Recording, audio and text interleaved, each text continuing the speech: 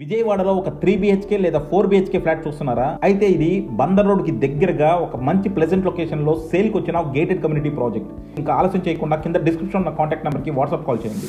శ్రీవారి బ్రహ్మోత్సవాల సందర్భంగా చంద్రబాబు నాయుడు గారు సతీ సమేతంగా అక్కడ తిరుపతి దర్శనానికి వెళ్లి అక్కడ కొన్ని ఇంపార్టెంట్ వ్యాఖ్యలు చేశారు. అవి ఏదైతే ఉన్నాయో టీటీడీలో బ్రేక్ దర్శనాలకి ఆంక్షలు పెట్టాలి అని చెప్పి, అలాగే స్థాయిని బట్టి కూడా విఐపి దర్శనాలు నిర్ణయించాలి అని చెప్పి కొన్ని వ్యాఖ్యలు చేశారు. దానికి సంబంధించి అడ్స్మిల్లి శ్రీనివాసరావు గారు ఏమంటారు అడిగి తెలుసుకునే ప్రయత్నం చేద్దాం. నమస్తే సార్. నమస్కారం సార్, విఐపి బ్రేక్ దర్శనాలకి బ్రేక్ ఇవ్వాలి, ఎంతమందికి ఇవ్వాలి, ఎంత స్థాయిని బట్టి నిర్ణయించాలి అని చెప్పి కొన్ని వ్యాఖ్యలు చేశారు చంద్రబాబు నాయుడు గారు. దీనికి సంబంధించి మరి సామాన్యులు గతంలో కూడా వైసీపీ ప్రభుత్వంలో కూడా కొన్ని ఇబ్బందులు పడ్డారు ఈ విఐపి దర్శనాల విషయంలో. ఇప్పుడు మొన్న జత్వాని గారు విజయవాడ కూడా ఈ విఐపి బ్రేక్ దర్శనాల విషయంలో పెద్ద ఎత్తున చర్చ జరుగుతుంది. అలాగే తిరుమలలో కూడా ఈ బ్రేక్ దర్శనాలను తగ్గించాలి అని చెప్పి చంద్రబాబు నాయుడు గారు చేసిన వ్యాఖ్యలను ఎలా చూడాలి సార్? అందరికీ నమస్కారం అండి. మేడం, మరి విఐపి బ్రేక్ దర్శనాల విషయంలో ఇప్పుడు చంద్రబాబు నాయుడు గారు చెప్పింది చాలా మంచి పద్ధతి అండి. ఎందుకంటే విఐపి బ్రేక్ లేకుండా లేదా ఎవరన్నా వివిఐపి ఎవరన్నా చాలా దేశ అత్యున్నత స్థానాల్లో ఉన్న వాళ్ళు, రాష్ట్రంలో ప్రోటోకాల్ ఉన్న వాళ్ళకి విఐపి ఇవ్వచ్చు, మిగతా వాళ్ళకి సామాన్య భక్తులకి ఇబ్బంది లేకుండా చేయాలనుకుంటూ మంచి ఆలోచన అండి. అయితే ఇక్కడ ఏంటంటే విఐపి దర్శనాలు అనేటువంటివి రకరకాలుగా సమాజంలో ప్రాముఖ్యత పలుకుబడి ఉన్న వాళ్ళు లేదా డబ్బు ఉన్న వాళ్ళు పొందుతూ ఉంటారు. దీన్ని కొంచెం అరికట్టాలి. అది దుర్వినియోగం అవ్వకుండా ఆ అధికారం కానీ ఆ ప్రోటోకాల్ కానీ దుర్వినియోగం అవ్వకుండా చేయడం కూడా మంచిది, సక్రమంగా చేస్తే మంచిది. రెండు, సామాన్యులకి ఇంకా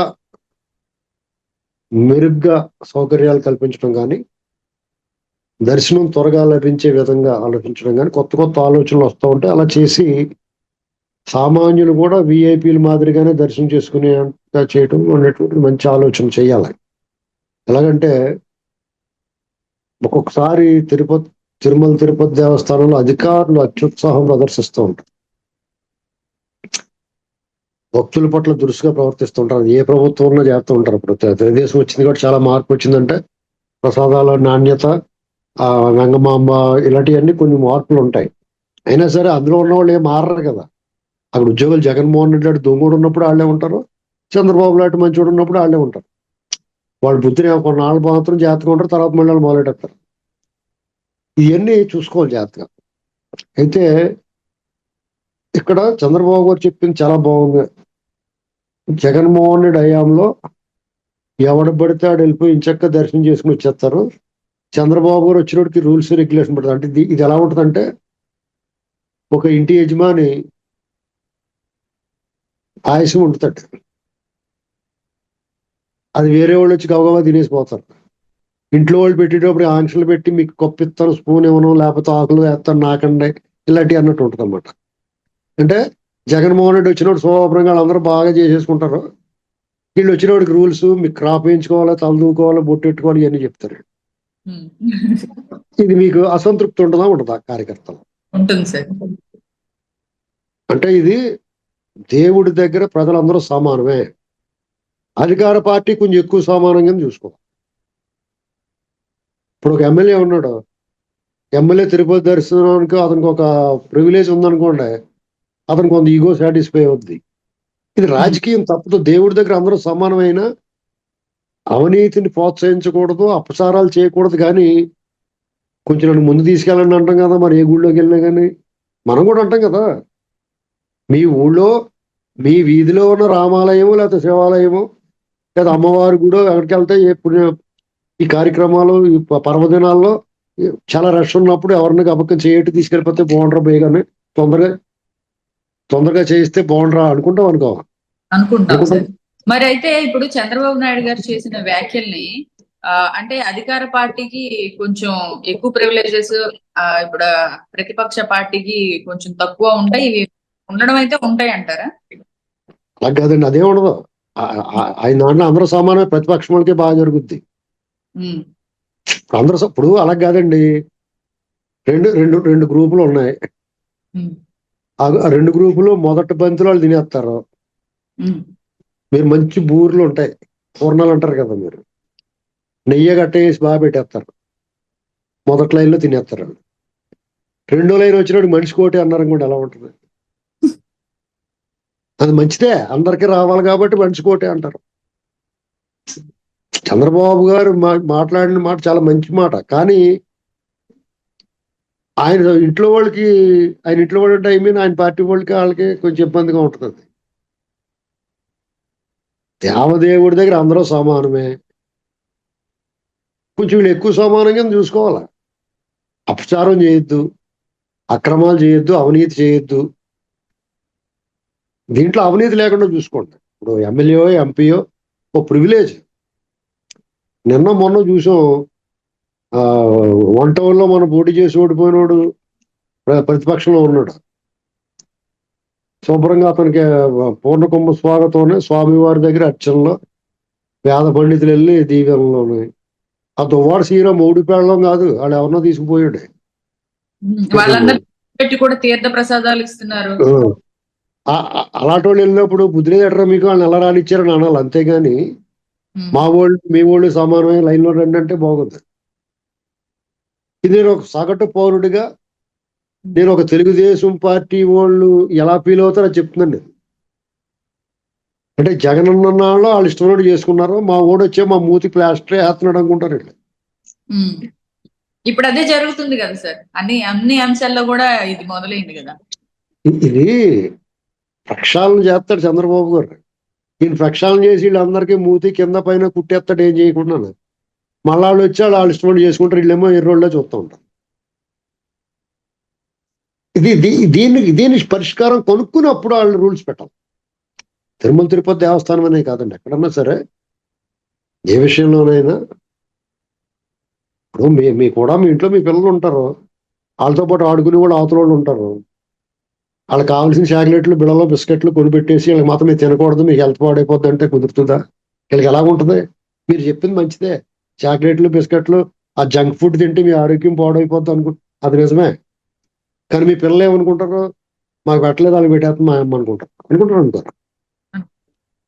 అంతే సింపుల్. దీంట్లో ఆ లాజిక్ ఆలోచించుకోవాలి. మీరు ఏ రోజు కర్ర ఇచ్చుకుని హెడ్ మాస్టర్ లాగా ముట్టుకెళ్ళేసేస్తాం కదా అందరినీ.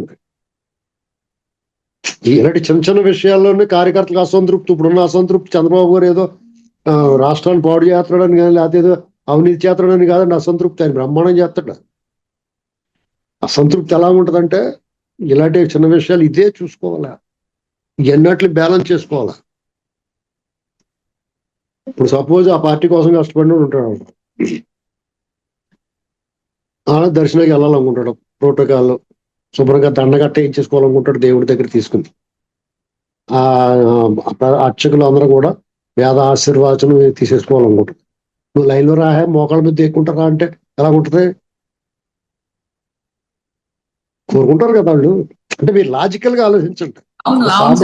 సామాన్యుడి మైండ్ సెట్ తోటి ఆలోచించండి. ఇప్పుడు మనుషులు ఎలా మారుతారంటే అండి, నేనే అంచేత బాబు గారు కూడా చాలా జాగ్రత్తగా ఆలోచించుకోవాలండి. ఎందుకంటే అయిన వాళ్ళకి ఆకులోని కాని వాళ్ళకి కంచాలోని పెట్టడం కరెక్ట్ కాదు. ఒకటి. రెండు, వాళ్ళలాగా దుర్వినియోగం చేయమని ఎవడు చెప్పడు.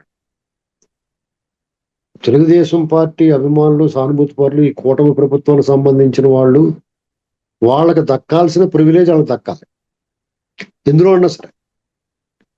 ఒక్క తిరుమల తిరుపతి దేవస్థానం అనే కాదండి. తిరుమల తిరుపతి దేవస్థానం అనేటువంటిది దేవుడు ఎంత గొప్పవాడో ఆ దేవుని దర్శనం కూడా అంత కష్టతరం, అంత సులభతరంగా ఉంటుంది. అంటే దీని మీద రోజుకి ఇన్ని విఐపి దర్శనాలు అని చెప్పి ఇలాంటివి అలాంటి ఒక రిస్ట్రిక్షన్ పెట్టుకోవచ్చు, తప్పలేదు. ఎందుకంటే పొలోమని రోజే ఆడలాగా 100 మందిని రోజు తీసుకెళ్ళిపోకుండా అలాంటి రిస్ట్రిక్షన్ పెట్టుకోవచ్చు, తప్పలేదు. ఎందుకంటే దాన్ని వ్యాపారం చేయకుండా చూడాలి. ఇప్పుడు నిజంగా ఒక ఎమ్మెల్యే ఉన్నాడు అమ్ముకోకుండా చూడాలి. తను నమ్ముకున్న కార్యకర్తలకే దర్శనానికి అడిగినప్పుడు ఇచ్చే అవకాశం. అలాగా వాళ్ళకి కష్టమే ఉందండి, దీన్ని ప్లాన్ చేయడం కష్టమేం కాదు. షెడ్యూల్స్ షెడ్యూల్స్ జాగ్రత్తగా పెట్టుకుంటే అది పర్లేదంట. ఎందుకంటే కోటికి పడగెత్తిన ధనవంతుడు, కూటి కోసం రోకలాడే నిర్భాగ్యుడు ఇద్దరు సమానమే దేవుడికి. మనలోనే కొన్ని రకాల అంతరాలు, వాళ్ళకన్నా ముందు మనం ఉండాలనుకుంటాం. ఈ ఆహారాన్ని చంపుకొని అందరూ అసలు రాష్ట్రపతి ప్రధానమంత్రి కూడా లైన్లోనే రావాలంటే కరెక్ట్గా లెవెల్ అయిపోతాయి. మొత్తం అంతా ఆ సౌకర్యాలన్నీ టకటకటకమని మెరుగైపోతాయండి. మొత్తం సామాన్యుడు కూడా మెరుగుపడిపోతాయేమో. అసలు డెఫినెట్ గా వాళ్ళకి తెలుస్తుంది కదా. ఒకసారి 6 గంటల ఆ కంపార్ట్మెంట్ లో కూర్చున్నప్పుడు ఆ స్మెల్ లేకపోతే ఇలాంటి తిరుపతిలో బ్రహ్మాండంగా ఉంటుంది అది. ఒకవేళ వీళ్ళ లోపాలు ఏమైనా ఉంటే తెలిసిపోతుంది. మంత్రులు, ఎమ్మెల్యేలు, ఐఏఎస్ ఆఫీసర్లు ముందు ఆఫీసర్లకి ఆ జనాలతో పాటు పంపించాలి. ఇప్పుడు ఉద్యోగులు ఉంటారు కదా, ఇప్పుడు సుప్రీంకోర్టు మాజీ జడ్జిలు లేకపోతే రాష్ట్రపతి ఇలాంటి వాళ్ళు అందరినీ వాళ్ళ ఆదర్శంగా ఉండాలి. మేము లైన్లోనే నిలబడతాం, మేము సర్వదర్శనమే చేసుకుంటాం అని చెప్పాలండి. ఇప్పుడు గతంలో ఒక సుప్రీంకోర్టు మాజీ జడ్జి గారు ఏం చెప్పాడంటే, తిరుమల తిరుపతి దేవస్థానంలో ఇప్పుడు చాలా అపచారాలు జరిగినాయి, చాలా ఘోరంగా ఉంది, వాళ్ళ మెయింటెనెన్స్, అన్య మతస్థులు వాళ్ళు దాని ప్రతిష్ఠ దిగదార్చడానికి చేశారు అన్నప్పుడు ఆయన ఏమన్నాడు అనుకుంటున్నారు? ఆ న్యాయమూర్తి గారు వచ్చి బ్రహ్మాండంగా ఉంది ఇక్కడ అన్నాడు. ఆయన బ్రహ్మాండంగా ఉంటుంది వాళ్ళకి, ఎందుకంటే వాళ్ళు ఫ్లైట్ దిగిన కాడి నుంచి రెడ్ కార్పెట్ వేసి తీసుకెళ్తారు. వాళ్ళు శుభ్రంగా వేద మంత్రాలు చదువుకుంటా పౌర్ణ కుంభ స్వాగతం కల్పించి దేవుడి దగ్గర గంట వేసి నిలబెట్టేసి వీళ్ళు ఉత్తరబాబు వెళ్ళిపోతాం అనుకునే దాకా ఉంచేస్తారు అక్కడ. దేవుడు కూడా ఇంకెళ్ళిపోండా బాబు అనుకుని బతిమంతాడు. అంతసేపు చేసి అప్పుడు మరి వాళ్ళకి బాగానే ఉంటుంది. వాళ్ళకి ఎందుకు బాగోదండి? నడి వేసవలో కాళ్ళు బొబ్బలు ఎక్కిపోతున్నప్పుడు లైన్లో దేవుడి కోసం నిలబడిన వాడు పిల్లల్ని ఎత్తుకొని ఆ క్యూ లైన్లో ఒకేసారి 3 లైన్లు కుక్కేసి ఆ తోపిడీ చేసేసి కావాలని అక్కడ రద్దీ సృష్టించే వాళ్ళ మీద చర్యలు ఉండాలంటే వీళ్ళ లైన్లో ఉండాలి, సర్వదర్శనం చేసుకోవాలా. ప్రతి ఎమ్మెల్యేకి 2 నెలలకోసారి సర్వదర్శనం చేసుకోవాలని చెప్పి రూల్ పెట్టమనండి. ఎవరికే మాజీ ఎమ్మెల్యేలకి, ఇప్పుడు ఉన్న వాళ్ళకి కాదు, ఓడిపోయిన వాళ్ళందరికీ. మీరు అలా చేసుకుంటేనే మిమ్మల్ని ఉన్నతమైన, లేకపోతే మాజీ ఎమ్మెల్యేలు అయితే అసలు వెళ్ళరు కదా సార్. అప్పుడు అలా వెళ్ళకపోతే మీకు పెన్షన్ కట్ చేస్తామని చెప్పాలి. నేను చెప్పేది కొంచెం విచిత్రవాదం కింద ఉంటది, కానీ అది అమలు చేస్తే ఇలాంటి రూల్స్ పెడితే కనుక అందరు లైన్ లోకి వచ్చేస్తారు. అప్పుడు ఏమవుద్ది, ఇప్పుడున్న ఎమ్మెల్యేలు కూడా లైన్లోకి వచ్చేస్తారు. మీ ధనవండి బాబు, మేము వెళ్తామండి బాబు అంటారు. నిజమే సార్. ఎవరి కాళ్ళు పట్టు వస్త్రాలు ధరించేసి మెడలో కొండు వేసేసుకుని ఇంత బొట్టెట్టేసుకుని దేవుడి దగ్గర ఆ గుడి ముందు వెళ్ళి దండాలు పెట్టేసి మనకు మైకిల్ మీద మాట్లాడేది వచ్చేస్తాం కాదు. మీరు లైన్లో నిలబడి వెళ్ళాలి. అంటే వాళ్ళ స్పెషాలిటీ దేవుడి దగ్గర. మీకు రాజ్యాధికారము, మీ సెక్రటేరియట్లు, మీ దాంట్లో మీరు ఏమైనా చేసుకోండి. పెడితే దేవుడి దగ్గర అందరూ సమానమే. సాక్షాత్తు ప్రధానమంత్రి, ముఖ్యమంత్రి, గవర్నరు, రాష్ట్రపతి ఎవరైనా సరే సర్వదర్శనం చేసుకోవాలి. అలాగంటే వాళ్ళు ఉత్తమానేస్తారు, ప్రజలు హాయిగా దర్శనం చేసుకుంటారు. విఐపి దర్శనాలు ఉండవు, ఇంకేముండవు, ఇదేముండదు. అప్పుడు మీకు సేవలు ఉన్నాయనుకోండి, బుక్ చేసుకుంటారు. గురువాయూరులో ఏం చేస్తారు, జయలలిత లాంటి వాళ్ళు 25 ఏళ్ళకి టైం పెట్టుకుని బుక్ చేసుకున్నారు. ఆ కార్యక్రమం చేసుకుంటారు అంతే. అంతేగాని ఇప్పుడు ఇక్కడ ఏదో చెప్తున్నావు చేసేవని కాదండి. మీరు జరగని పనులు మాట్లాడకూడదు. నాయకులు ఎలా ఉన్నదో అలా నడిపించండి అందంగానే. అపచారాలు జరగకుండా, కల్తీలు జరగకుండా, ఆ భక్తులకు సౌకర్యాలు లోటు లేకుండా, ఆ దేవుడి దగ్గరికి మళ్ళీ మళ్ళీ రావాలనిపించేలాగా అక్కడ వాతావరణం సృష్టించడం అది చాలు. అంతేగాని విఐపి దర్శనాలు చేస్తాం, మా పార్టీ వాళ్ళు లోకుగా దొరికారు, వాళ్ళకే మేము మోకాళ్ళ మీద రమ్మంటాం, ఇలాంటివన్నీ చెప్పకూడదు. ఒక రకంగా చెప్పాలంటే చంద్రబాబు నాయుడు గారు చెప్పింది మీకు కూడా నచ్చినట్లేదు సార్. నాకు తిరుమల తిరుపతి దేవస్థానంలో అక్కడ కొంతమంది అధికారుల వ్యవహారం నాకు ఎప్పుడు నచ్చుతుంది. మీకు దేవుడి దగ్గరికి వెళ్ళి సర్వదర్శనం చేసుకున్నా, లేకపోతే 300 రూపాయల టికెట్ తీసుకున్నా, లేదా ఏ దర్శనానికి వెళ్ళినా దేవుడి దగ్గర దండం పెట్టుకున్నాడు, మన భుజమే చేస్తాడు ఒకటి. మరి ఆయన దవ్వడమే కొట్టేయాలనిపిస్తుంది, నాకు కొట్టేయాలనిపిస్తుంది. మరి దేవుడి గుళ్ళో కోపం రాకూడదు మనకి. అదొక మనకి బుద్ధి ఉందండి, మన భుజమే చేయొచ్చాటికి మనం డిస్టర్బ్ చేయొచ్చా? డిస్టర్బ్ చేయకూడదు కదా సార్. మనం మన మన రెస్ట్రిక్షన్స్ మనకు ఉంటాయి కదా. మనం శుచి శుభ్రంగా వెళ్తాం, వాడు ఎలా ఉన్నాడో మనకి తెలియదు. శుచి శుభ్రం కాదండి, డిస్టర్బెన్స్.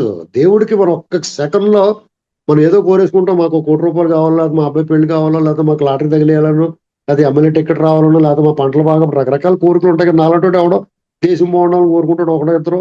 అలాంటివి కూడా వాళ్ళకి కూడా భుజమే చేస్తే దేశం బాగుండాలని కోరుకునే బదులు అవతల దేశం బాగుండాలని మనసులోకి వచ్చింది అనుకో. ఇప్పుడు ఆ కోపం వచ్చేది మన ఆగ్రహంలో మనం ఏం కోరుకుంటున్నాం తెలదు. వీడు పాడైపోవాలి, మన కోరికలు మన అప్లికేషన్ మానేసి అవతల అప్లికేషన్ చింపేస్తాం. నేను ఒక అలాగే నాకు చాలా కోపం వచ్చేద్దండి. నేను వాళ్ళని అలా చూత్తరం వేయడానండి నన్ను ఒకడు, అందులో ముఖం పగిలిపోద్దని చెప్పింది. కానీ నేను చూసారా, నేను అక్కడికి దేవుడి కోసం అంత కష్టపడి వెళ్ళాను. కానీ మీరు అక్కడ ఆ దండం పెట్టుకుని, బాబు నాకు ఎదురు చేసేవా బాబు నాకు అని చెప్పేసి అడిగి లేకుండా వీటితో గొడవ. ఇది ఒక్కటే మార్చేస్తే ప్రజలు చాలా సంతోషంగా ఉంటారండి. లోపల ఉండకూడదు ఎవడని, బయట ఆ ఉద్యోగులు ఎవడున్నాయి వీళ్ళకి ముందే చెప్పాలి. ఆ వెనకాలోడే చెప్పాలి, దండం పెట్టుకుని వెళ్ళిపోవాలని వెనకాలోడే చెప్పాలి ఆ ముందున్న వాడికి. వాళ్ళు వచ్చి చెయ్యేసి తోత్తం. ఈ గర్భగుడిలో దేవుడి దగ్గర వీళ్ళు అసలు గుడి లోపలికి వీళ్ళు వెళ్ళకూడదు. ఈ పాపాత్ములకి దేవుడి దగ్గర అంతసేపు ఉంటున్నాయి వాళ్ళు. అసలు భక్తి లేకుండా భక్తుల పట్ల అమర్యాదకరంగా ప్రవర్తించేవాడి భక్తి ఏముంటది? కొన్ని కూడా పక్కకి లాగేస్తుంటారు సార్ మనం దండం పెట్టుకుంటుంటేనే. ఆ దేవుడి దగ్గర అంతసేపు ఉంటుంది. అంచేత ఇది రకరకాలుగా వెళ్ళిపోతుందండి. మనం ఏం చేయలేం. ఈ సిస్టమ్ మారాలంటే సగం పిచ్చోడు పూర్తి పిచ్చోడు ఇద్దరు పరిపాలన చేయాలి, అప్పుడు సెట్ అయిపోద్ది అంత. రైట్ సార్, మీ స్టైల్లో దీని గురించి మాట్లాడి చాలా బాగా విశ్లేషించారు ఈ అంశాన్ని. అంటే చాలా డీటెయిల్ గా అక్కడ వాస్తవం యొక్క పరిస్థితుల్ని. Thank you so much sir. ఇంకో అంశంతో మళ్ళీ కలుద్దాం. Thank you sir.